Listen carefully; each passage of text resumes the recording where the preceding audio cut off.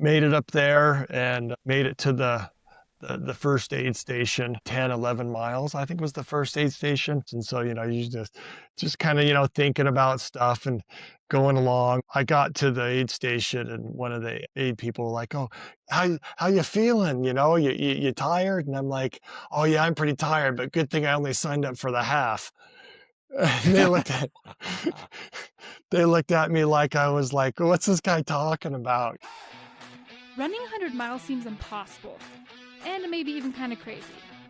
And it is, but we believe in big crazy dreams. That's why we ran 100 miles. It was such a life-changing experience for us, we decided to devote this podcast to preparing and inspiring you to run your first ultra race. Are you ready to feel the highest highs and the lowest lows? Are you ready to do what you once thought was impossible? Are you ready for your trail to 100?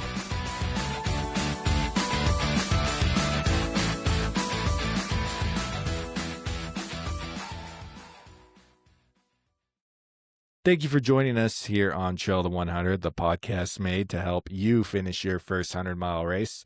Today, I am joined by Ken Swalberg.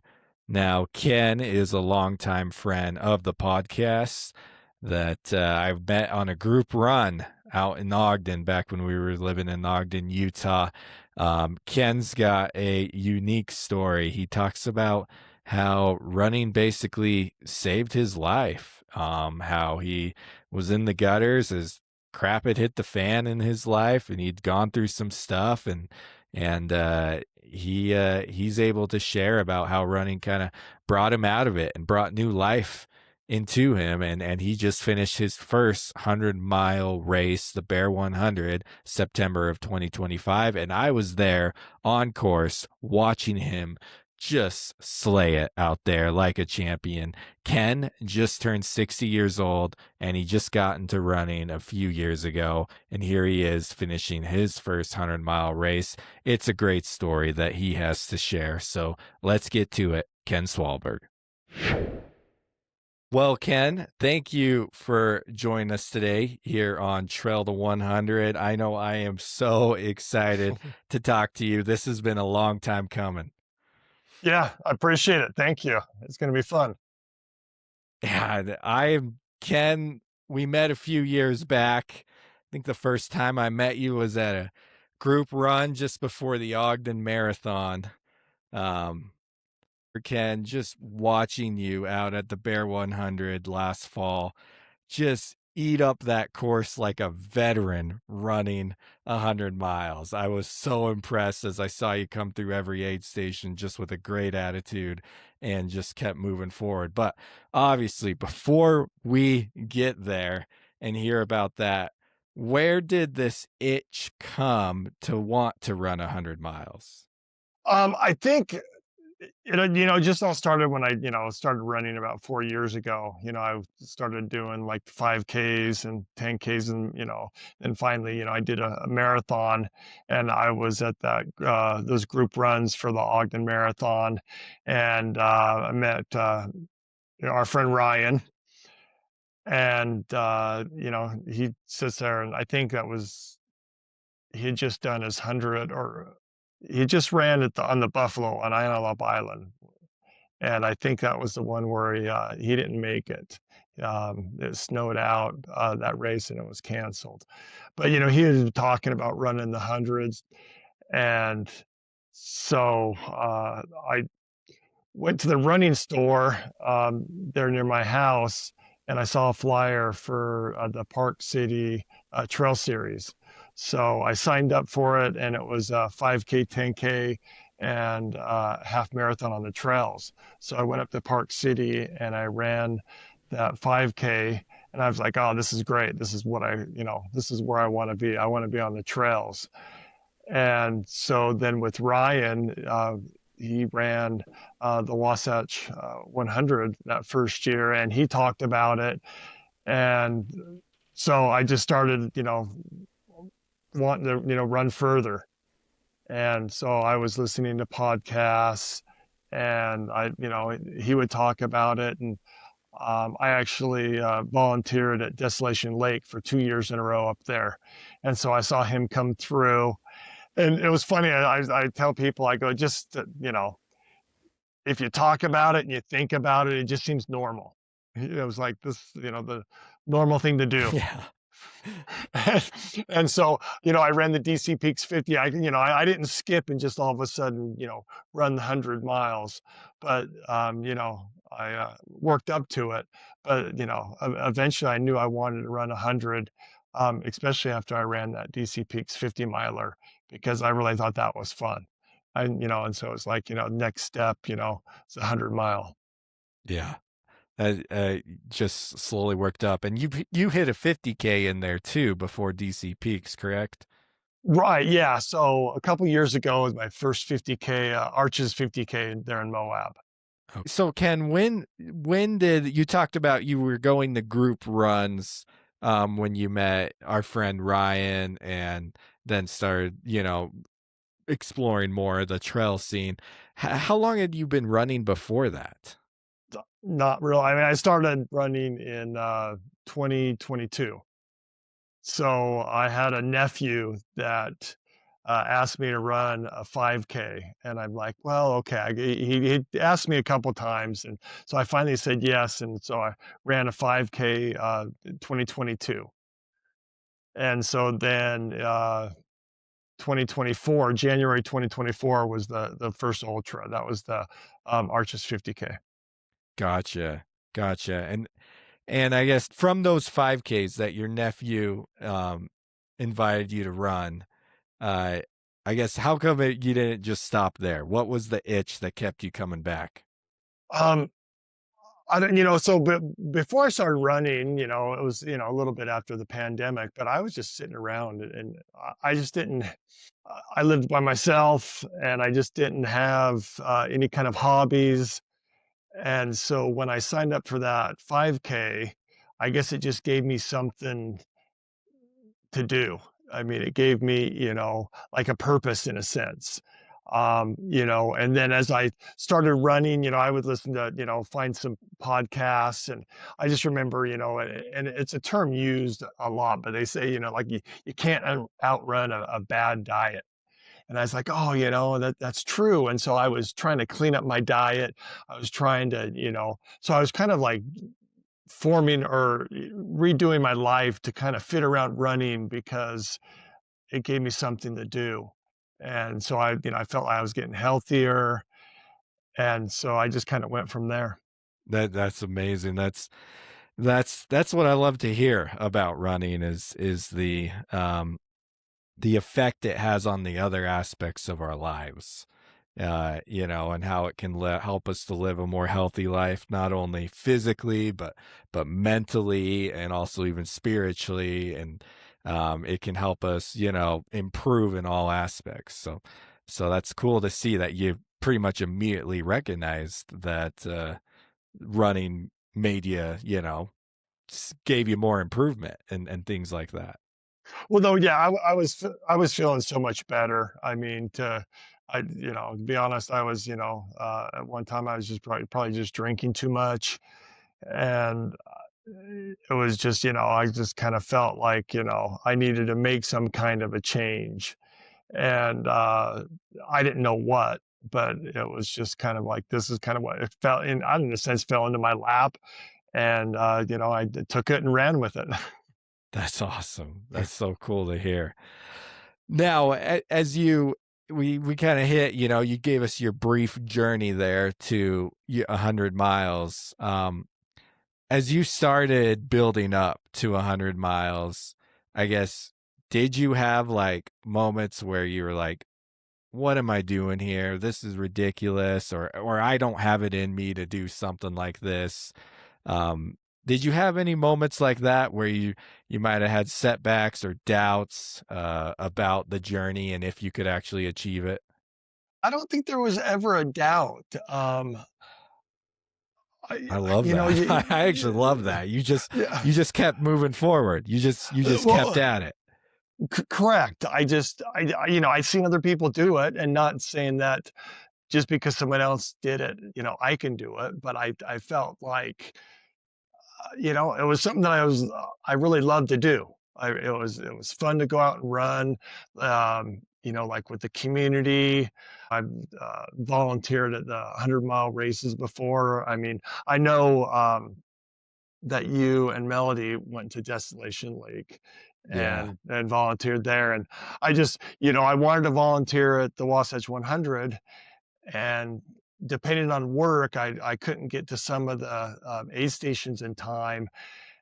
When I heard about that one where you actually had to hike everything up, I'm like, now that sounds fun. And so I Yeah. actually got off work and so just going up and hiking up and setting up and then seeing the runners come through, it just it's scary though, because when you see people, and they're suffering and they come in at 60, 2 miles or so, and they're not sure if they're going to make it, or then you start like, oh wow, I wonder if I could do it or not. But Yeah. there's enough people that would persevere and get through it. I'm like, and I think I can do that too with the right training. I you know was pretty confident that I'd be able to do it. Yeah. No, I've wholeheartedly agree with you. And that experience about volunteering at a 100-mile race, like, and at aid station there in the higher mileage range, like, and that I always have considered the 60s to be one of the toughest miles on every one of my hundreds that I've ran. I don't know, because there's something about knowing that you're just over halfway, but yet you're only just over halfway. Well, well, and I remember people telling me, if you're going to go and volunteer at these races, pick an aid station that's, deep enough into the race where you could actually see what people are going through. And that way you get that more experience of what it's going to be like. Because if you're volunteering at, mile 10 or 20 of the 100-miler, you're going to see people, come in, and there's probably not going to be very many people that have dropped by then. And so I think it was a great experience, first, to be able to see that and experience that. No, I consider volunteering at Desolation Lake. I did it at 2 years. I must have done it the 2 years just before you volunteered there. But yeah, Yeah. and I've told this story on the podcast before with Melody, but it honestly was almost a spiritual experience volunteering there and seeing runners come in just beat up with heat exhaustion, with discouragement, there in the middle of the night, and not wanting to take another step forward, and seeing other runners give them words of encouragement because they've been running with them throughout the whole day, and helping one another out, and trying to get these runners some food, some nourishment, so that they can take courage to move on another 5 or 10 miles to the next aid station and such. So anyways, I think, yeah, if running 100 miles is in your plans, volunteering at a race is so beneficial to see what it's like. Like you said, especially in the deeper mileage. Yeah. So Ken, as you started upping your mileage, I and creating a plan and being so new to running, how did you figure out how to train for these bigger races? Um, so when I ran the marathons, like with the Ogden Marathon, and then I ran the St. George Marathon, they had like little training plans that you could get online. And so, of course I would look at those training plans, and then I guess, listening to podcasts and things, I kind of formulated, I kind of knew maybe what I needed to do. So like with that first 50K, they're in Moab. So the Arches 50K is in January. So a lot of it was I was just running with the group runs for the Ogden Marathon. And I was trying to do some back-to-back long runs, but everything was just on the road, because I hadn't really gone up into the trails yet. That was kind of maybe a snowy year. And so I wasn't sure, where I would go running anyway. And, with the Arches 50K, there wasn't a lot of elevation on that one. So I did pretty well on that. So then as I continued, I just try to study and listen to more podcasts. I mean, your podcast has been a great help of, to, my training. I know you've had you had like the pillars of ultra running, talked about gear you would need and other things. And so I would just listen to all those podcasts. And so when I ran the DC Peaks 50, it was just all kind of what I've learned. I knew the biggest thing was, back to back long runs. And so I just kind of, put things together and did it that way. And so I had pretty good success on that 50 miler. That was a fun race. And then moving on, to the 100, finally, I was just like, I think I need some help for the 100. And so that's when I decided to get a coach, and that's when I got Ryan as a coach, and he helped me for the training for the 100 miler, the Bear 100.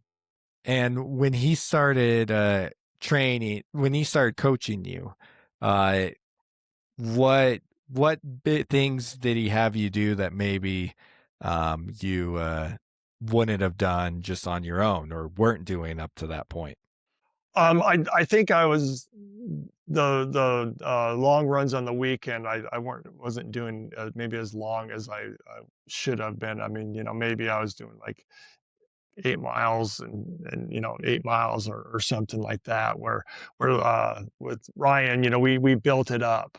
So what happened was I had a race in California, 50K in Northern California, where I grew up, in April. And so I had him make a training plan for that. But he knew I was going to run the Bear 100. So I think he made that training plan for the 50K, but then he knew that right after that race, we were going to be planning on for the Bear 100. So I think that helped too, because then it was kind of like seamless going from the 50K and then going into the summer. And so, and I think it was more consistent. I can't remember the specific, days, but of training. But he made some tweaks. He kind of switched my long runs to Friday, Saturday, and then Sunday was a shorter run, and that was for it was definitely personalized for me because we had talked beforehand, and so he kind of like, it's I feel like you need to go to church with your dad. I moved in with my dad, and I was needing some, I guess, balance and spirituality in my life. And so he's all like, so he switched things around. And so my Sunday run was a little bit shorter, so I wouldn't have to worry about not getting into church. And so, all these little kind of tweaks, I think, made it really successful for me on the 100 mile. How did that feel, switching it around, like, I guess, prioritizing church on Sunday over a run? Did that at any point like make you like, oh, am I gonna be jeopardizing my 100-mile finish? Is this gonna hurt my training? How did that feel when you made that switch? I didn't question really a whole lot of what he had me do. It did get kind of stressful because my Friday runs, I'd have to go to work, and so I would have to I have to figure out how to get my long run in. So, sometimes I'd have, 15-mile long run on a Friday, and then you got to go to work, too. And so there was a time where I work in Park City on Fridays, and so I guess I work out of a delivery truck, and so I make a lot of deliveries there in Park City, and I get done kind of early. But so there was one time where I parked my truck at the resort at 10 o'clock, I changed my clothes and got into my running gear and then just ran up to Jupiter Peak and then came down on some switchbacks. And I was gone for about like 4 hours. It was a 15-mile run. And then, I guess what, finished at 2 o'clock, got back to work and got everything done. But, that was, so that's kind of how I was. So then I would have to, if it wasn't for that, then I would have to do it afterwards. And, could be 80, 90 degrees and a little bit hotter, and then, you might finish your long run at, 6, 7 at night. Then you're turning around and 7, 8, 9 in the morning, you're back at it, doing another long run. But I think that really helped out a lot though. So Ken, as you were, let's fast forward now. It's the week of the Bear 100. You've gone through all this training. You've done all these back-to-back long runs. You hired a coach to help you make a flawless plan to be ready to attack it. How were you feeling the week of the race as you're getting ready for race day? I think, anytime, it's the first time that you're going to go run 100 miles, you're a little bit nervous of just Yeah. the unknown. I guess the big thing I just remember trying to figure out, drop bags and organizing drop bags and, uh, texting, Ryan, what did you put in your drop bags? What do I need to do? And looking at the website and seeing all the aid stations and trying to figure out certain, uh, of like, how many miles it was to each aid station, what you might need. So those things I think were a little bit, kind of nerve wracking the closer it got because it just wasn't sure. Yeah. Um, I, my brother was going to be my crew, but I didn't have any pacers. And so it was just, and my brother, like with me, it was his first time to crew in anybody, especially on 100. So we were both new to that. And so I think a lot of those, things were, I was a little bit nervous about. And with good reason. You're brand new. Your crew chief is brand new at it. I know the drop bag thing is no joke. That I think a lot of runners just think they just can go out and a couple hours have it all thrown together, but it takes extensive planning because you gotta be thinking what are you gonna need at that point of the race because that's all you got is whatever's in that bag. If you don't have what you need, then tough luck, right? Well, right, yeah, Um, and then, you can look up to see what the aid stations are gonna have, but I just, yeah, I don't need a whole lot of food from the aid stations, but, at least, you kinda, you can see maybe what they're gonna have before, and then it's just like, okay, but you still wanna make sure that you have your own stuff because you can't rely necessarily on the aid stations. So just trying to organize all that it's just kind of like, and you make mistakes, and there was a lot of stuff I didn't even touch out of the drop bags that, I would probably do different, for the next one. So what would that be? What would you do different with the drop bags? I would have more stuff like, applesauce. I think at the beginning, I had some kind of like the Nature Bakery fig bars and some Lar bars Yeah, and things like that. I kinda switched my diet over, when I said I was eating more well, eating healthy, I switched over to being a vegan, and I'm not 100%. I try to stick to it as much as possible. So I'm just trying to figure out things that I could put in my drop bag. So, I had, some nerd clusters, but, like the solid foods were, things like, I didn't have Cliff Bars, but things like Cliff Bars. And yeah. I noticed when I was out there on the 100 running, they just seemed dry. I needed something kind of, not something so dry to try to, eat while you're running.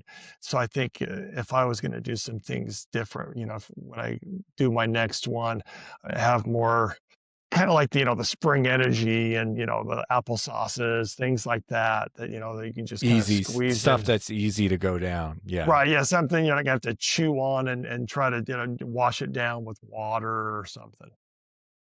Yeah. Your story has been echoed 1,000 times right there. And if you're going to run 100 miles for the first time, just expect that nutrition to start to go to the soft foods, especially in the second half. You might be able to get Yeah. that stuff down in the first half of the race, but once night hits and crap hits the fan and things start to really get tough, it's those, exactly what you said: applesauce, Martin gels, Spring Energies, Yeah. just those easy go down easy, stay down easy sort of foods. Right. Yeah. I mean, one of the aid stations in the middle of the night, they had like boiled potatoes, and I was like, that was the greatest thing. There was another aid station that I hit in the morning, and I had some tater tots, but they just weren't the same, and so it's just kind of funny, but I, love the pancakes. So, pancakes and, that was, like an easier, food to eat. So, Ken, you said you didn't have any pacers planned out. Did that concern you at all? I don't know. It's kind of like, so all the people that I kind of knew were, running the race, or, we're doing something else. And so I think I'd said something to my coach Ryan, and it's like, what am I supposed to do? And he's like, oh, we'll just kind of put it out there, see if, someone's, willing, to pay. So I kind of put it out on Strava, but no one, didn't have any, takers. And I wasn't about to, I don't, beg, I guess. I don't want to say, it's Yeah. like, please, please, please, please, please. But so I'm not sure I felt one way or another. I guess my biggest thing is, wasn't sure about running, through the night. Yeah. And so, like I say, like when I was volunteering at Desolation Lake, most of the runners all came through at night. Most of them all had their pacers and stuff, and you'd see them come down the trail, and you'd see like big bright headlamps, and so I was like, oh, so I at least knew that if I was going to be running by myself, I was wanted to get like, one of the brightest lights, that I could get. And so I went out and, spent some money on some things. And so it was kind of like what it was. I wasn't going to have any. And so I didn't worry too much about it. I think especially once the race started, um, I think a lot of the nerves, even for not having a pacer and running through the night, just kind of faded away.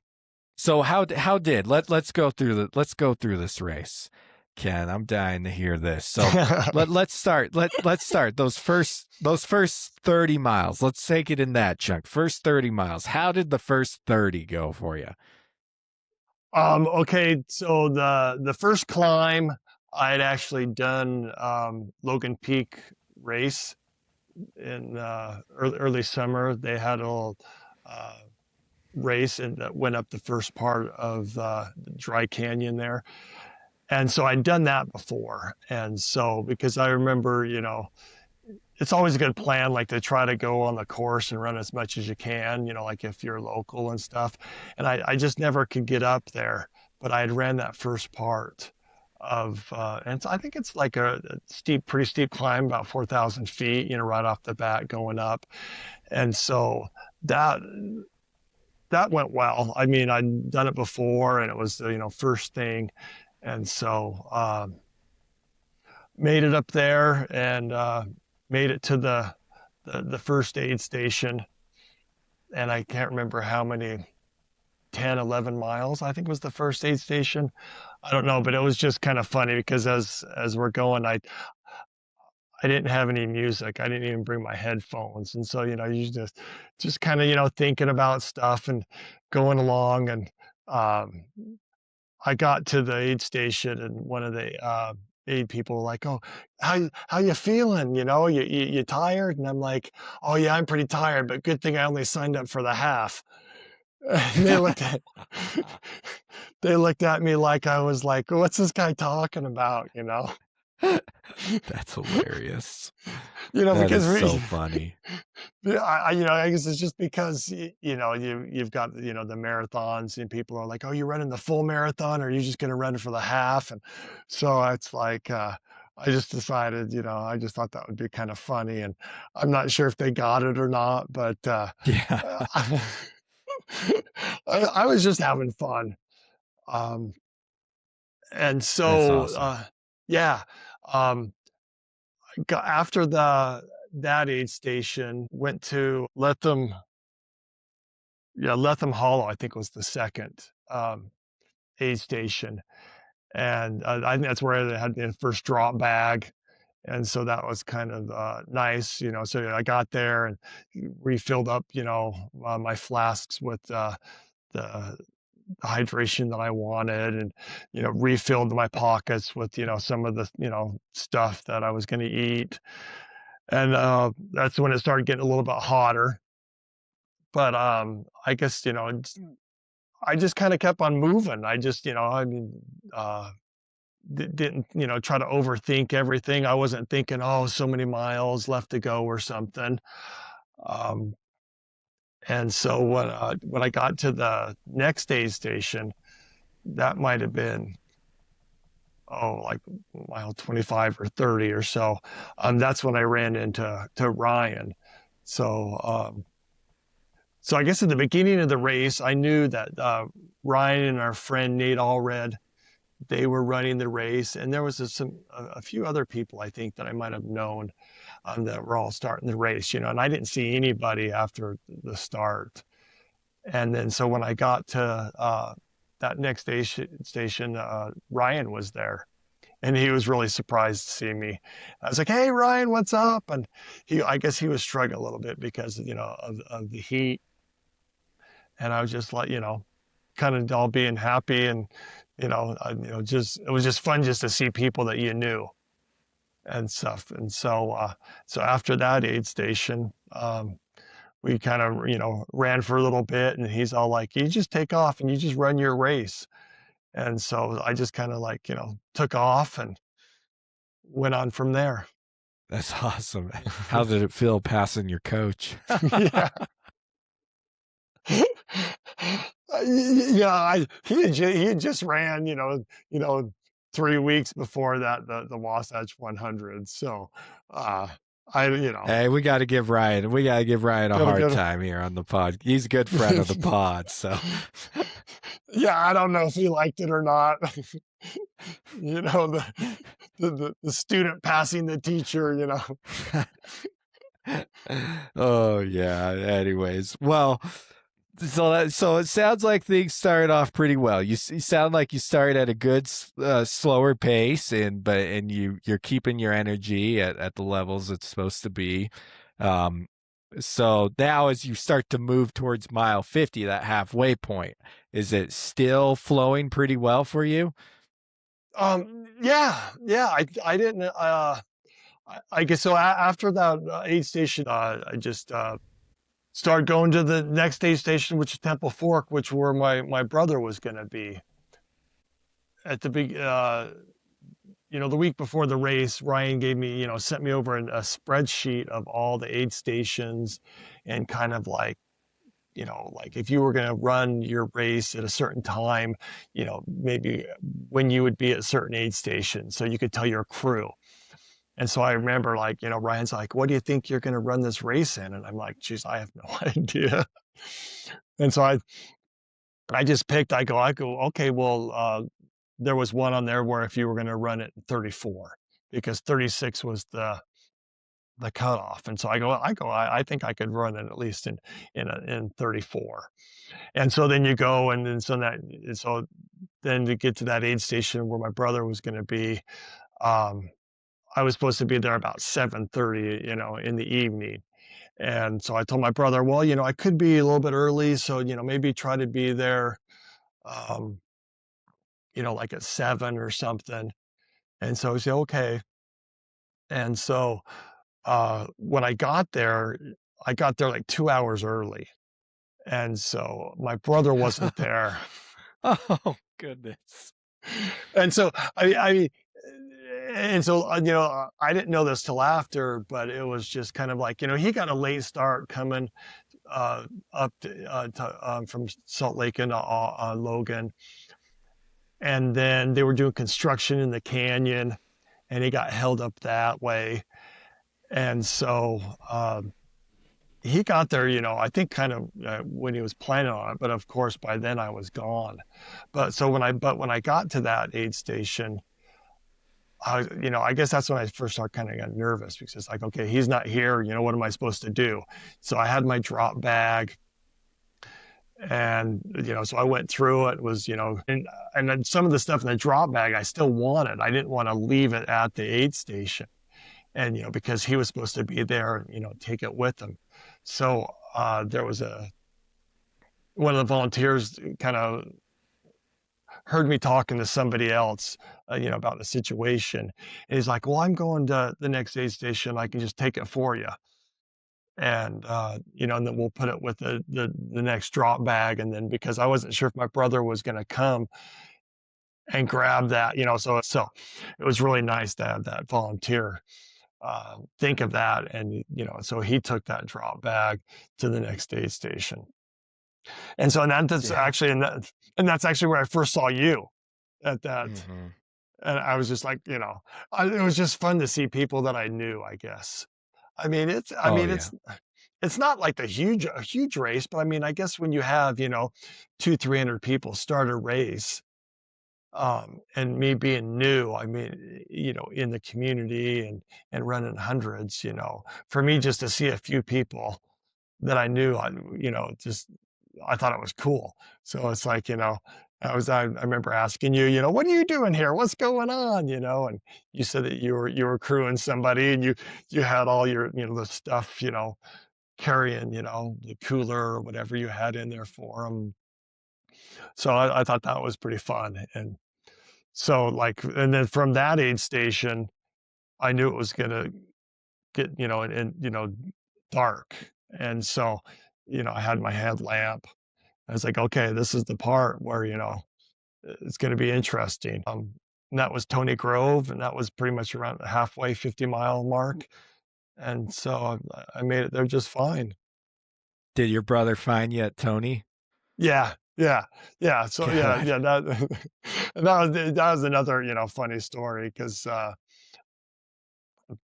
Tony Grove's pretty a hopping Yeah. party little uh, aid station. So I get there, and my brother's like, "Hey, here, over here," and I'm like, "Okay." And then so we start walking, and he's like, "Oh yeah, sorry, I had to park kind of far away because there's so many people." And so we hiked like down a little hill or something, and so I had all my stuff there, but I just given it to him, and he had it in the back of his truck, so nothing was really organized. And I wanted to change out my shoes because I felt like I was going to start getting these blisters. And so I sat down and changed my shoes and went through all my stuff, but I was there for a while. And I can't Yeah. think this specifically, but I think when I look back, it might have, 30 minutes, 45 minutes, I was there, kind of getting everything organized and getting ready to go. Um, and then I walked back up to check out of the aid station, but they got music playing, and I remember they had all these signs as you're coming into the aid station, you're they had pizza, I guess. I mean, it was just pretty but I was like, by the time I got there, I went down to the truck, got my stuff, and then and left. And so I didn't see too much about what was going on actually at the aid station, but I got everything I needed. By then it was 10 o'clock or so. So Yeah. and it was pretty dark. And And that's honestly, when you say that you spent 30 to 45 minutes at that aid station, some people would tell me I'm wrong on this. But from my experience, that's normal to have at least one aid station where you just have to like kind of reset. You got to change the shoes, the socks, kind of almost, yeah, like you said, get organized for the rest of the race. You're like, okay, I kind of know I'm wanting this, I'm not wanting these at this point, so just move these out of the way. Let's get these, kind of in the right spot, and refill your pack, get ready for the night, maybe get a jacket or change a Yeah. shirt on, so Yeah, no, that's true. that's pretty normal. Right, yeah, that was, and it went by so fast too that I mean, I probably didn't Yeah. even realize it. Looking back, I think, on Strava, seeing the times, you could see it, but it just went by really fast. I didn't realize I might have even been there that long, but yeah, it was the whole thing. It's like, okay, I'm running through the night now, and I know it's going to get cold. It's like, how cold's it going to get? Do I have my gloves? Do I have my, extra parka? All that kind of stuff. You have to, it's like, maybe the spare headlamp. So the night, you're now at the part where you're all alone at night. How did that feel, and how did that go? Thinking back at it, I'm not even sure if I thought too much about it. I just had that mindset where I was just going. I mean, one thing I thought was cool about night, it was almost, I was scared about the navigation, but with the reflectors, I think you could just see way ahead, and so you knew where turns were, and so I almost, in some ways, thought it was easier to navigate there at night, with the headlamp. There was enough people, I wasn't always passing someone or someone passing me, but, you would come along some people, so you were never like, all alone for, super extended amount of time. But, you just kind of got used to it. It was just like, okay, um, eh, and it was hard to tell about, elevation changes because it was so dark. It was just kind of like, let's say it was super steep, you're just kind of like rolling and just, moving along, and it just kind of, didn't have too many problems with it. Yeah, it's almost, sometimes it's nice to not be able to see too far ahead, because then you're just focused on the next step and you don't realize that you're climbing a giant mountain at that time. No, no, exactly. Yeah, because it's like, during the day you can see ahead and you're like, you mean I'm going up that thing? At Yeah. night you're just like, okay, just, one foot in front of the other and just, Just just make keep sure on I was moving. on the right trail, right? Yep. Yeah, Just keep exactly. moving on the right trail. Yep. Yep. Dude, and Ken, I was, like you said, I saw you first at Temple Fork, which was like, oh, I think around mile 40-ish, maybe somewhere Yeah. in there. Um, and like, you seemed in great spirits. You, even though your brother wasn't there, like, I remember I felt bad for you when you told me, you're like, my brother's supposed to be here. Like, oh no, like, because I knew, like, I barely made it to the aid station on time to get to my runner. I was there maybe 5 minutes when he came rolling in, because that traffic in the canyon was so horrendous due to the construction. And anyways, so it and then after that moment, I was also periodically seeing you, as I was at every aid station. You and the runner I was crewing were running at a pretty similar pace. Yeah. And so I saw you at nearly every crew available aid station after that. And you, Ken, I was just so impressed, because you came rolling in and you always, to me, appeared like you were in good spirits, that you were moving well. I saw you running basically in every aid station, and just seemed to be having, like, enjoying life in that race. So um I was blown away with what you were doing, as I saw you through the night and into the next morning, just plugging away. And anyways, and then I remember, I'll just fast forward us to this point. And I remember at one point, Beaver Mountain, you came in, great spirits. It's morning, the night was just ending. You're starting to see the sun peek up, right? And you had came in, left, then my runner came in after you, and then my runner had just left, and then all of a sudden I'm driving out of Beaver Mountain and I see you on the road, like, only about a half mile from Beaver Mountain. I'm like, he left a good 30 minutes ago. How's he only gone a half mile? What happened, Ken? Yeah, that was there was like a culmination of a lot of things that happened. The year prior to that, so what, 2024, I volunteered at Beaver Mountain Lodge. Ryan came in. I remember you were pacing him. I think you had paced him to that, Yeah. and then he got another pacer. And I'd been there all night, and so I was kind of just waiting for him. And so when he came through, he left, and he took his pacer, and so then I'm like, okay, guys, I'm finished my shift. I'm gonna go now. And I remember driving down the road and seeing Ryan kind of come up the road, and I don't know. I just thought that maybe it almost looked like they were lost. Or something was wrong. So I pulled over and I go, "Hey, you guys all right?" And Ryan said, "Yeah, we're fine, we're fine." I'm like, "Oh, sorry." I didn't want to try to insinuate anything. And so I took off. So in my mind, from that year, I thought that's the way I was kind of supposed to go or something.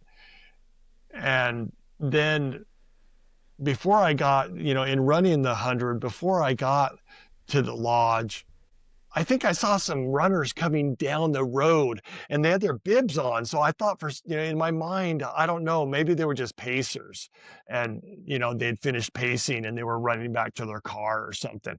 So I thought I had to make this big loop and almost go back up to the lodge.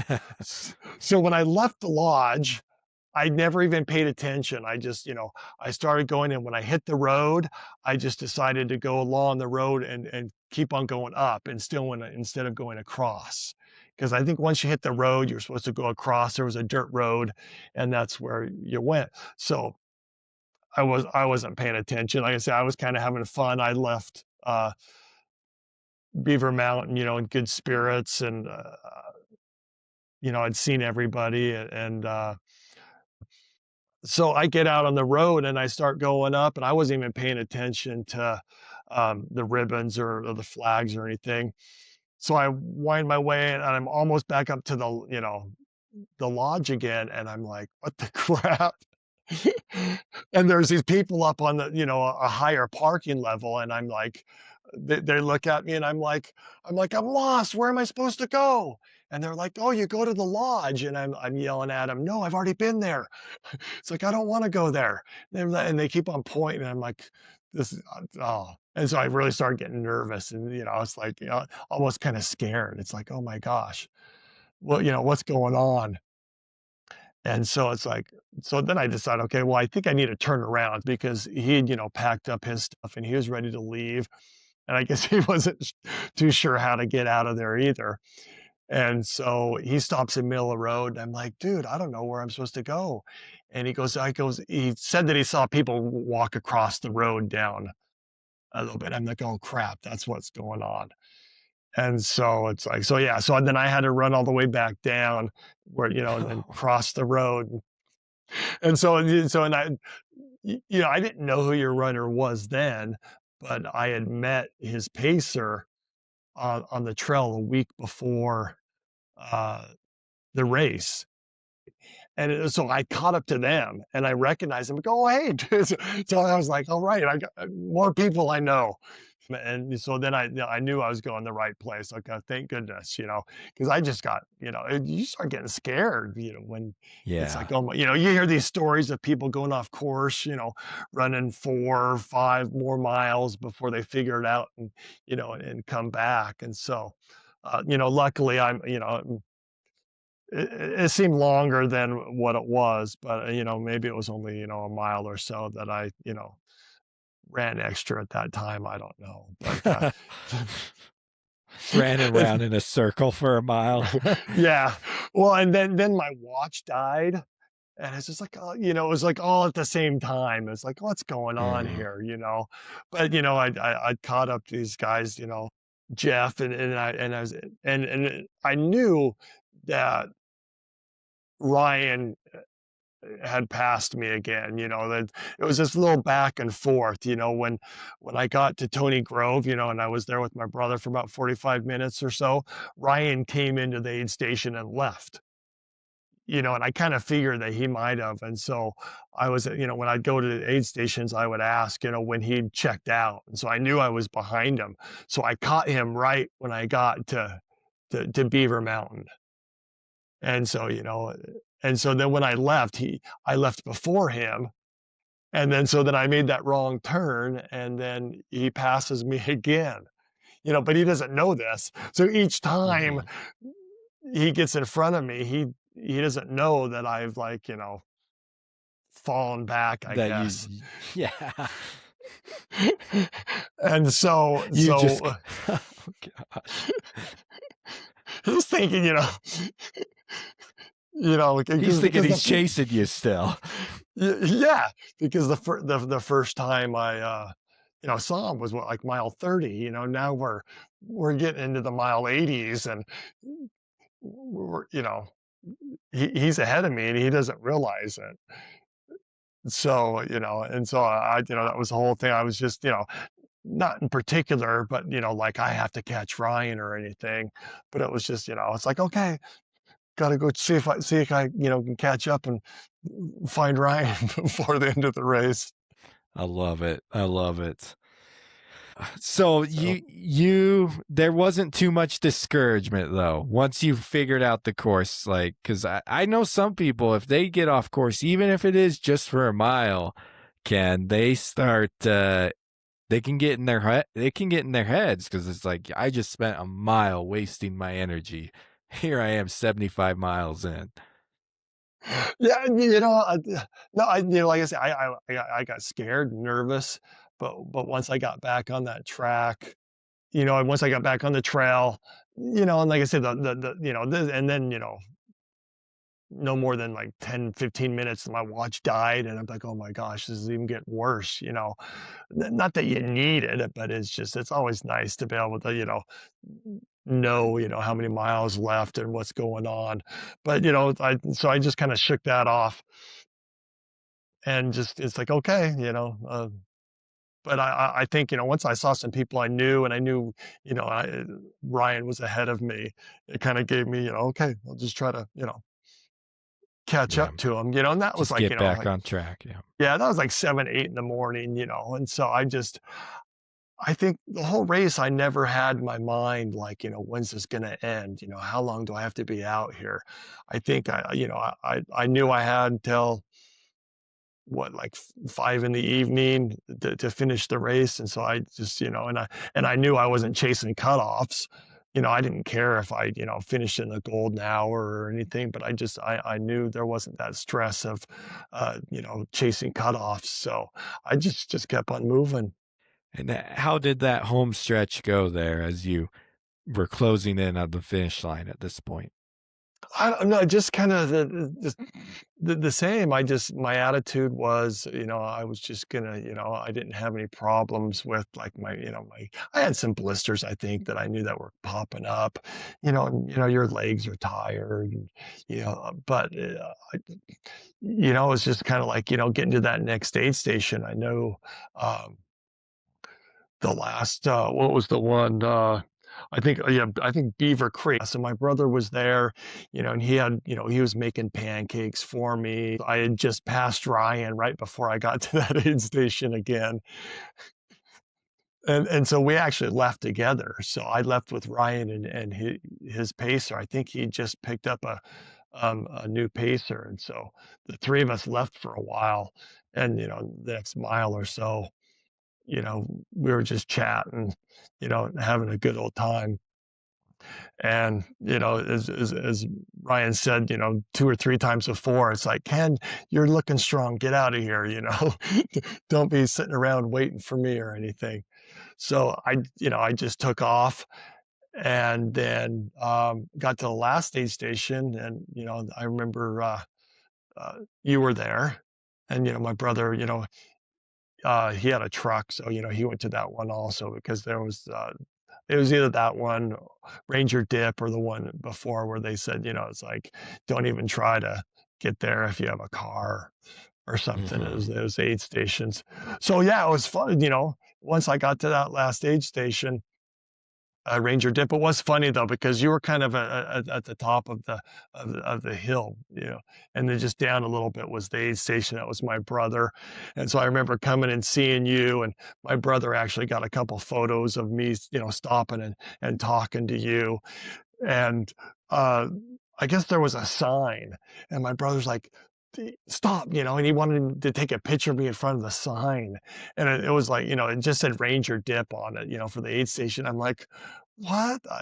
As I was thinking, well, what's the big deal, And I guess afterwards, I thought, it actually had, gives the mileage, 92.8, miles. And so it's kind of fun to look back at that picture because, you're standing at this sign that says that you've just gone, 92 miles and you've got 8 more to go. And so, I mean, that was, once you get to that last aid station, it's just like, it's like, okay, this is going to happen. Yeah. Yeah, it's pretty cool feeling to know you're at the last station. And what was it like coming through that finish line, Ken? And so, um, I guess about like a couple miles before the finish line, you drop down and you're out of the mountains and you're on a dirt road and uh, there was no cell service yet. And so I was trying to get a hold of my brother to make sure that he had got there and he was at the finish line. And so I finally got a hold of him. And I guess me being, just kind of a joking person, if anyone remembers from a while ago, they had this button from Staples and it's called the easy button. And if you press it, it goes, that was easy. And so I had given it to my brother to give to Cody Draper, the race director, to see if he would, have it at the finish line. So when he handed me my belt buckle, that he would have that button so I could press it. So I was trying to, I was trying to get a hold of my brother, and so that was so I'm like, I'm walking and just trying to get a hold of him with the phone, and so finally I get a hold of him, from the cell phone, and so it's like so the last mile or so. I mean, I was tired anyway, and so I was like, okay, so I kind of almost like kind of walked it in, walked and ran a little bit, and so then when I got through that finish line, is when I pressed the button and got my belt buckle.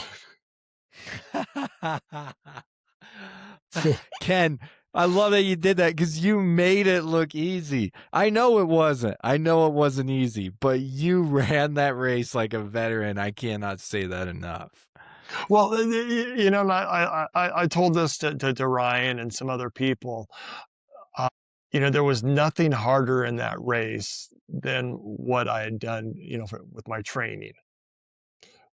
The training plan that I had, I guess, was perfect for me. I didn't have, a whole lot of problems. I wasn't sitting there trying to, fix my gut problems or worry about my, legs or I was ready. I mean, through that training that I did, and it's weird because it's like, like you asked about the beginning of of that race week, I was nervous and I was tired and it's kind of funny how you can go on a long run of like 15 miles and it just eats you up and you come home and you're just dead.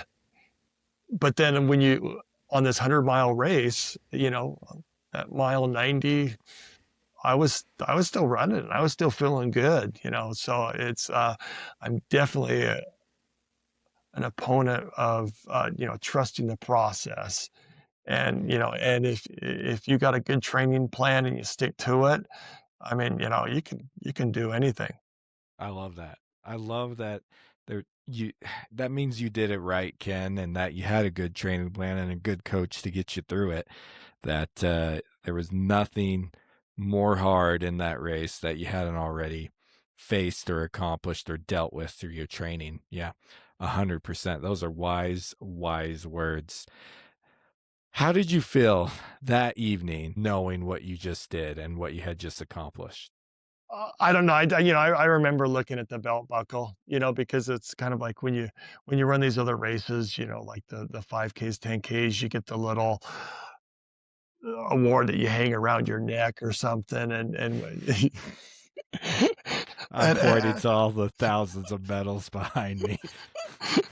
and I have a bunch, but it was just like, whoever started the tradition of the belt buckle for the 100 miler. I mean, it's just different. It's just like it's special, and so it's just kind of like, you got a finisher. They had a little wooden finisher kind of medal besides the belt buckle that they gave you, and it was just, it's just weird because I think a lot of people don't realize, or, you can tell them you ran 100 miles and they can make all the jokes about like, oh, I don't even like to drive 100 miles, but it's an accomplishment. It's something that, I look back on and I was just like, wow. I mean, that is like one of the, if not the coolest thing I've ever done in my life. Yeah, it's pretty neat. It is pretty neat, especially, you know, it, the day I finish 100, like that night when you get home or whatever it is, your hotel room, campsite, wherever you're staying, and you've done it and it's done, it's completed, and you look back at the whole journey of what it took to get there, not only in the race, but through the training process. Like you can't fake running 100 miles. You have to Right. put the work in, like you said. Right. And so it means you put the work in. It means you showed the discipline, you executed the plan, and you pushed through the tough times in order to make that happen. Yeah. And I guess the thought just came to me because I remember, definitely, love listening to you and Melody and all your episodes. And I remember you guys discussing like your plans of what you were going to do for a year. And you're like, I really want to run 100. Melody's all like, well, yeah, but maybe it's something that we can't do this year or something. And you're like, I don't know, but it's just something I really want to do. And you'd already done um, your first 100 and even the second, by this time. And I just remember listening to that going, it's like, yeah, if you have to, what's the big deal? Just do a 50 miler or something. But it's like once you finish that 100 miles, I get the feeling now. It's just like, okay, that's It's something, addicting. yeah, yeah, you want to relive that feeling because Yeah. it's just some of these shorter races just don't have, when you're out there for a little bit longer and you have to go through the night and you're it's not a race that just has like one or two aid stations. We're talking, you can't even remember all the names of the aid stations. It's just that's a different feeling. You're out there longer. uh, it gets really peaceful. You have time to think about life. um, even if you're suffering, I mean, there's always, can be joy in that suffering when you're out there too. Hmm. Yeah. Amen. Amen, my brother. What's the plan now, Ken? Um, when I finished that race, it was like, Yeah. I got to do this again. I mean, this was, and in the future, I'll have maybe some problems. I'll come up with, uh, or come up against, some more challenging things, when I'm running. But it was just like everything went so well. I was just like, oh my gosh, this is the greatest thing. So I just thought about, making your plans for the next year, and so at first they were a little bit different than what they finally or whatever they are now. I guess and so I've signed up for the Rocky Mountain Slam. And, and so there's, And and how old are you, Ken? I'm 60. So, That's what I'm talking about. so, so my birthday was in December, and I didn't call it a birthday. I called it a new age group, a celebration, Celebration of a new age group. because I'm entering a new age group, and that means the competition is dwindling. And so, And you're so, just so, hitting your stride.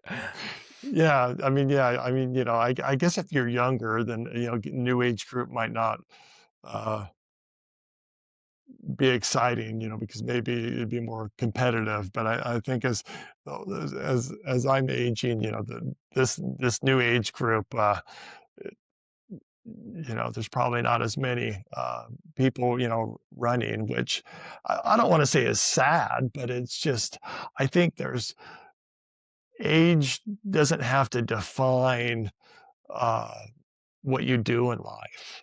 And I know there's a lot of people my age, they're probably out there hiking and hunting and doing a lot of things outdoors and being, um, physical and being mobile.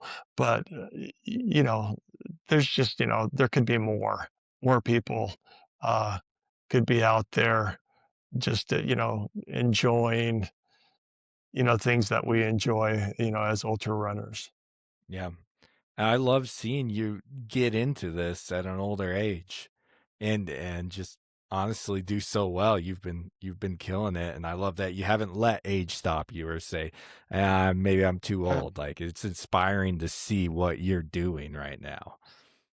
Well, yeah, I appreciate it. I mean, it's kind of like the older you get, it's just kind of like your mind doesn't change. I mean, like I think when you hit 30, you feel like you're old, but your mind probably still thinks it's 20, and it just kind of that same way. I mean, I don't know what it's supposed to feel like to be 60. I mean, I only know what it does for me, and I just running can make me sore and tired, but it's like what other I might as well be sore and tired and having fun and doing cool things instead of not being sore and tired and sitting around and doing nothing. Rocky Mountain Slam, huh?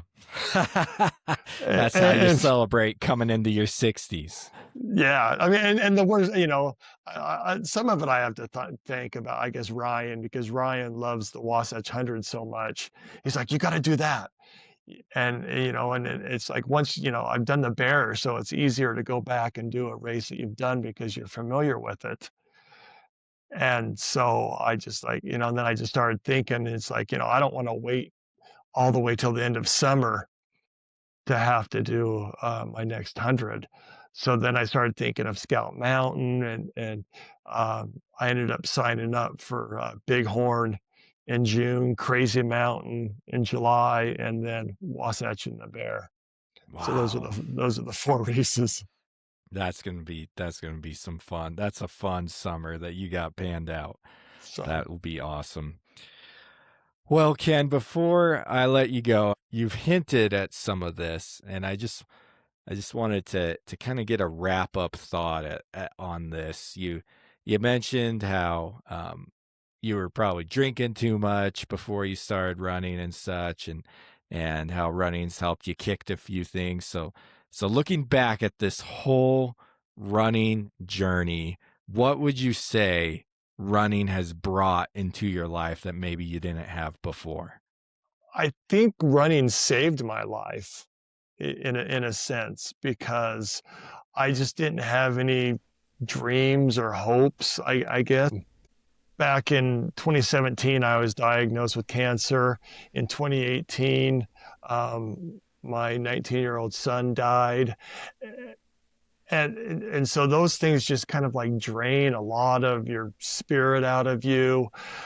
You get angry, and I just didn't, I've been divorced for a while. I, I, I just wasn't very happy. And I think finding running kind of brought joy, spirituality, hope back into my life. And so it's like now that I've found that, just because I'm 60, I'm not going to try to give it all up again. I want to be able to, running's, taken me places, even though it was on the road. I mean, I've been to Vegas a couple times to run. I've been to St. George, with the Rocky Mountain Slam, Bighorns in Wyoming, Crazy Mountains in Montana. I'm going to be driving up there and probably camping, before and after the races.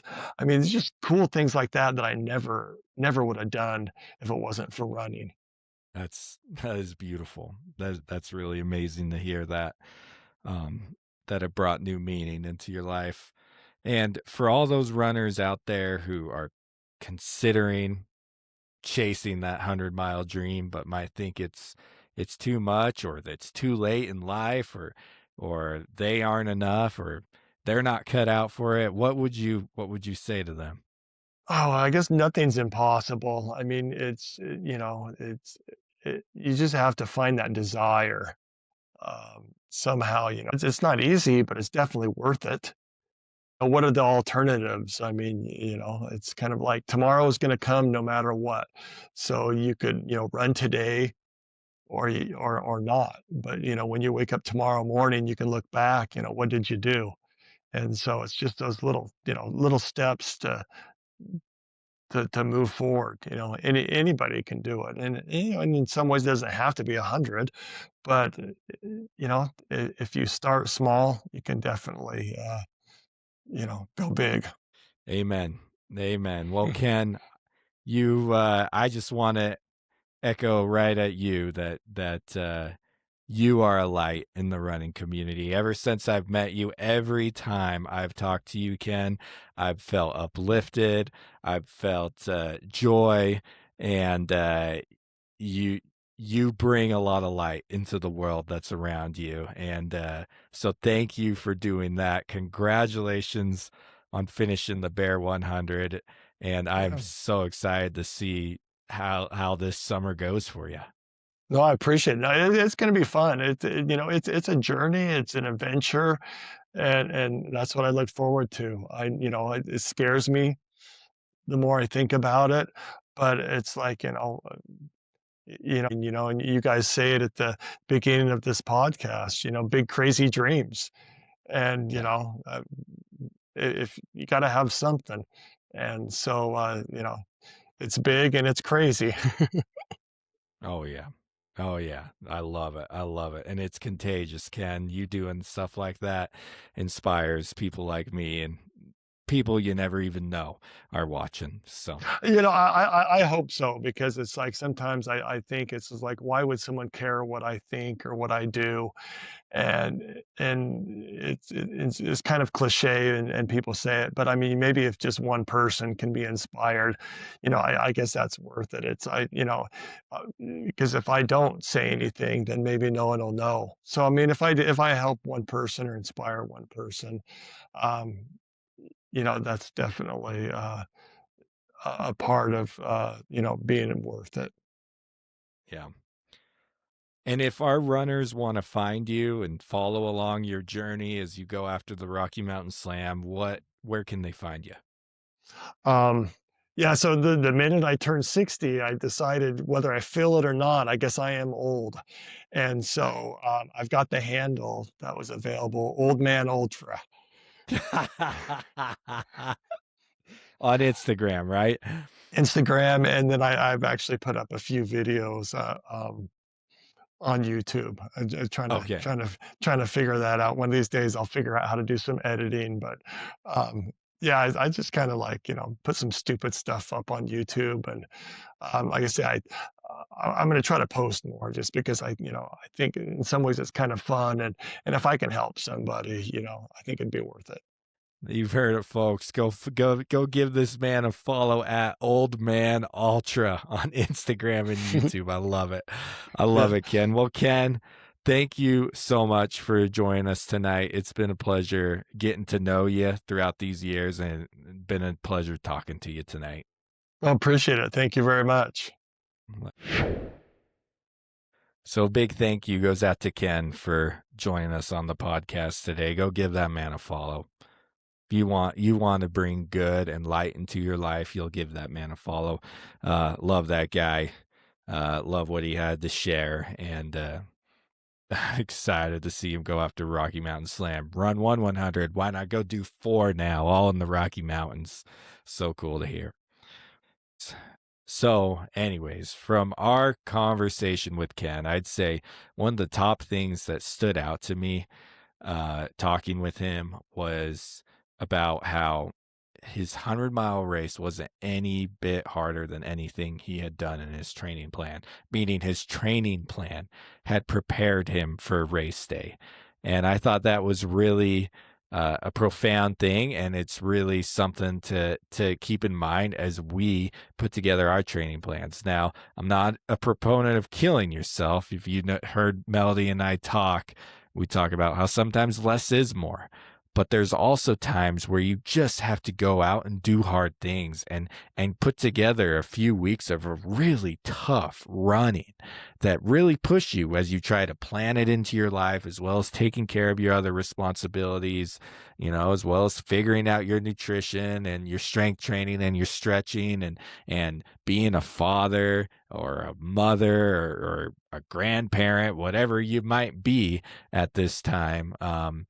And to take care of that, and as well as get that training in, and it just made me think of every training plan needs a good kick you in the butt stretch, and whether that be running the David Goggins 4x4x48, that's a good kick you in the butt stretch. Maybe it's running a 50-mile race or a 50K with 12,000 feet of vert.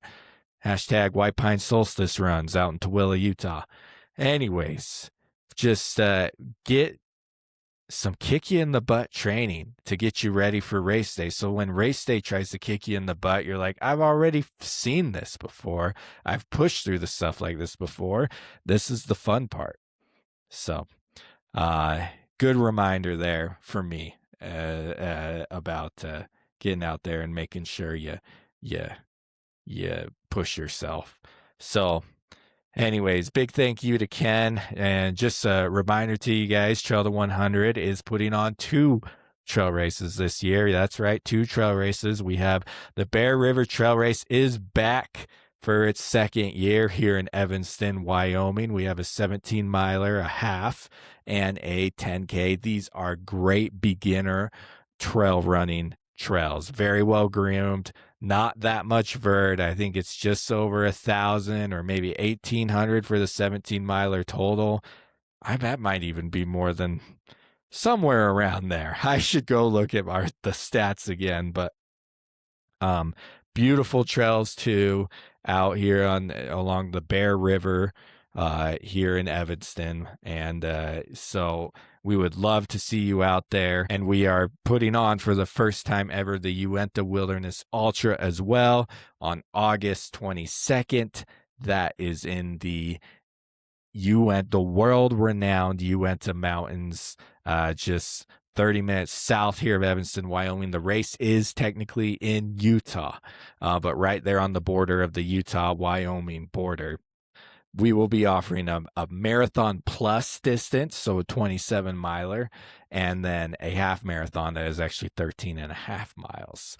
And this is, guys, the views on this course are breathtaking. It is my favorite loop to run that's close to my home. So we are very excited to put this race on, and we are looking to expand this race even further into the years to come, mileage-wise. So come out for year 1 and see what might be in the future of even more trails as we keep expanding it. And we'd like to give a shout out to Ogden Running Company. We will drop their online store link in the comments. Ogden Running Company is the official sponsor for the Bear River Trail Race, and they have even gone so far as to offer an online discount to every entrant of the Bear River Trail Race to their online store. Go check them out. They are our favorite running store by far, hands down, no questions asked. Great owner, locally owned. Can't thank them enough for contributing to the running community. Thank you, everyone, for joining us today. And remember, if you want to run 100 miles, make it happen.